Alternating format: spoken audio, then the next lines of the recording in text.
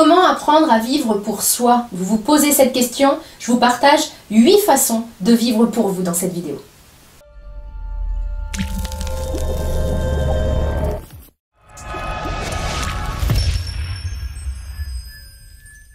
Bonjour, mon nom est Nathalie Martin, je suis coach en éveil de conscience auprès des hommes et des femmes qui veulent une vie remplie de sens et d'abondance à tous les niveaux. Si c'est votre première visite ici sur ma chaîne, je vous invite à vous abonner en cliquant ici en bas à droite et également à télécharger mon coffret 3 clés pour trouver le sens de votre vie, ici en haut à droite. Comment apprendre à vivre pour soi? Si vous regardez cette vidéo, c'est que vous cherchez des clés pour enfin vivre pour vous, parce que il faut bien reconnaître que de nombreuses personnes, vous y compris et moi aussi auparavant, ont énormément de mal à vivre pour eux-mêmes. On a tendance, et on a été élevé dans ce sens, on a tendance à vivre énormément pour les autres. Notre vie est remplie du monde entier, sauf de nous-mêmes. Donc quand on est dans ce mode de fonctionnement-là, la première bonne nouvelle, c'est que la première étape pour en sortir, c'est de se poser la question que vous êtes en train de vous poser de comment apprendre à vivre pour soi. Ce que je veux vous dire déjà dans un premier temps, c'est que si vous vous posez cette question-là, c'est déjà une bonne chose parce que certainement qu'il y a quelques années, vous ne vous posiez même pas cette question. C'était naturel pour vous d'avoir votre vie remplie des autres et vous n'en étiez pas au stade de vous dire il y a quand même un truc qui cloche parce que les autres sont plus présents que moi dans ma propre vie. Donc ça, c'est un premier point. Maintenant, ce que je veux vous donner dans cette vidéo, ce sont 8 façons de réapprendre à vivre pour soi. La première chose, la première question, la première étape finalement, c'est d'identifier vos croyances limitantes. Pourquoi limitantes? C'est simplement d'identifier les croyances qui font qu'aujourd'hui, vous ne vivez pas pour vous. Je m'explique.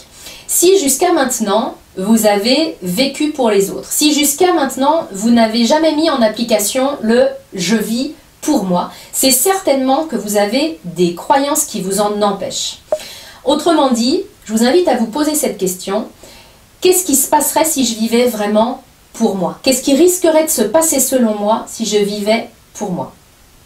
Pourquoi c'est important? Parce qu'il faut identifier vos freins. Si vous n'avez jamais vécu pour vous-même, toujours pour les autres, c'est certainement que vous avez des croyances un peu alarmantes sur ce qui se passerait si vous viviez pour vous. Je vous en donne quelques-unes qui sont très répandues. C'est si je vivais pour moi, je serais un monstre d'égoïsme. Si je vivais pour moi, ben, je finirais toute seule parce que je ne m'occuperais plus du tout des autres. Donc vous voyez, il y a des croyances qui circulent et si vous croyez ça, ça va être un frein pour vous, pour pouvoir apprendre à vivre par vous-même. Donc rien que de les mettre en lumière, ça vous permet de vous expliquer, de comprendre pourquoi vous en êtes là aujourd'hui, pourquoi vous n'avez jamais vraiment vécu pour vous, et puis ça vous permet aussi de les mettre en lumière et de les lâcher. Tant que vous vous accrochez à ça, tant que vous alimentez cette croyance-là, c'est difficile de vous mettre en route. Donc ça c'est le premier point, identifier vos croyances.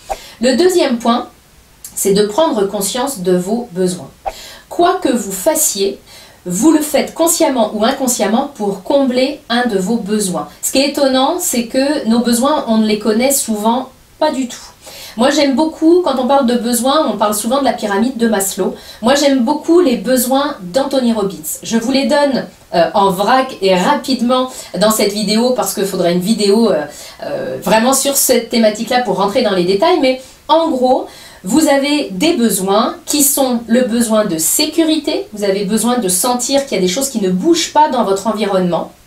Vous avez besoin aussi d'incertitude, c'est-à-dire de surprise, parce que si rien ne bougeait dans votre environnement, vous commenceriez à vous ennuyer un petit peu. Vous avez un besoin d'importance, vous avez besoin de sentir que vous comptez, vous avez besoin de reconnaissance, c'est ça aussi ce besoin-là. Vous avez besoin d'amour, vous avez besoin de donner de l'amour, d'en recevoir et d'appartenir à un clan. Vous avez besoin également de croissance, donc de sentir que vous évoluez et vous avez besoin de vous sentir utile. Donc c'est le besoin de contribution. Ces 6 besoins-là, généralement, premièrement, on ne les connaît pas. Deuxièmement, on compte sur les autres pour pouvoir les combler. C'est-à-dire qu'on place toutes nos attentes dans les autres. Par exemple, je compte sur les autres pour me montrer combien j'ai de la valeur. Je cours après la reconnaissance. Je compte sur les autres pour me donner de l'amour. Et finalement, pour apprendre à vivre pour soi, la première chose à faire, une des premières choses à faire, c'est d'identifier nos besoins et de compter sur nous-mêmes pour pouvoir les combler. Si je cours après l'amour, je vais déjà essayer de me donner de l'amour à moi. Parce que très souvent, Quand je cours après l'amour des autres, c'est que je ne suis pas capable de m'en donner et je suis à un puits sans fond.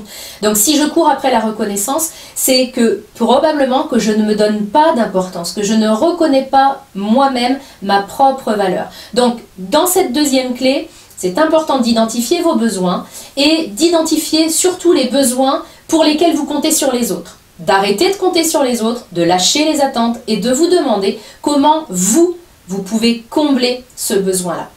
Troisième clé, je vous invite à lâcher la peur du regard des autres. Parce que tant que je crains leur jugement, tant que je crains leur regard, bien évidemment que je ne vis pas pour moi, parce que je vis dans la peur d'être jugée pour ce que je suis. Donc je suis en train de vivre pour l'image que je vais donner aux autres. Et tant que je suis là-dedans, tant que je ne fais que craindre ce rejet et ce regard, je ne peux pas vivre pour moi. Donc à un moment donné, c'est vrai que c'est pas simple parce que nous voulons tous être aimés, on vient d'en parler. Donc c'est vrai que c'est compliqué pour nous d'accepter que le jugement fait partie de l'humain et que quand je fais des choses et même quand je les fais pas, je prends le risque d'être jugée, de ne pas être appréciée. C'est pas facile, mais c'est vraiment un point extraordinaire, un levier d'évolution extraordinaire quand on veut vivre pour soi. Tant que je crains le regard des autres et que j'agis en fonction de ça, je ne vis pas vraiment pour moi. Donc ça, c'est une troisième clé importante. Et dans le même ordre d'idée, la quatrième clé, c'est que je vous invite à garder un jardin secret.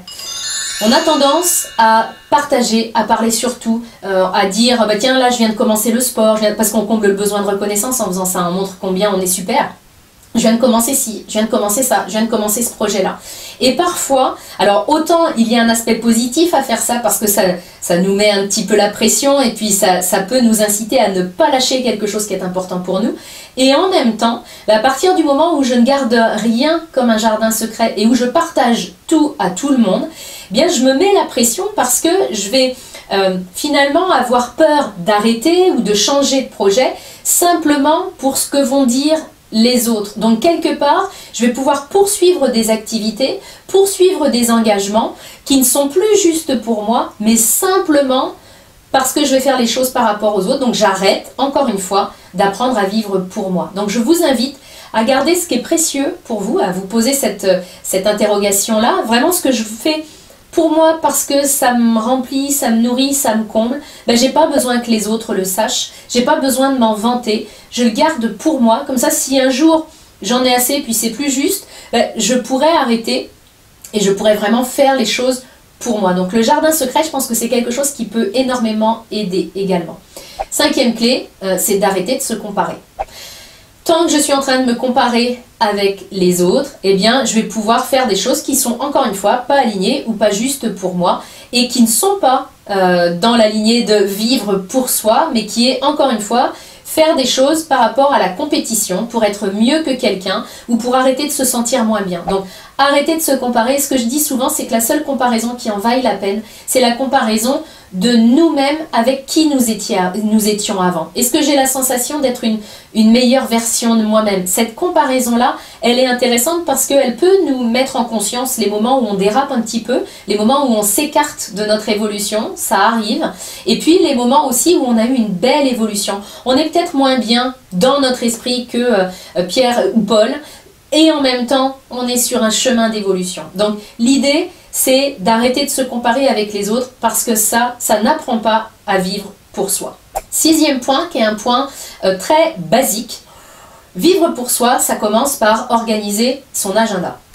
À un moment donné, et ça je vous invite vraiment à le faire, si vous avez l'impression de vivre plus pour les autres que pour vous-même, regardez la tête de votre agenda. Regardez la place que vous avez pour vous-même. Moi, je rencontre énormément de personnes, notamment des femmes, qui me disent qu'elles n'ont pas une minute pour elles, même pas une minute pour faire du sport, même pas une minute pour méditer, une minute pour se poser, pour faire un truc qui leur fait vraiment plaisir, pour avoir une passion. Elles n'ont pas le temps parce que leur vie est remplie des autres. Dès qu'on met le pied par terre le matin, eh bien c'est les enfants, le patron, les amis, les parents.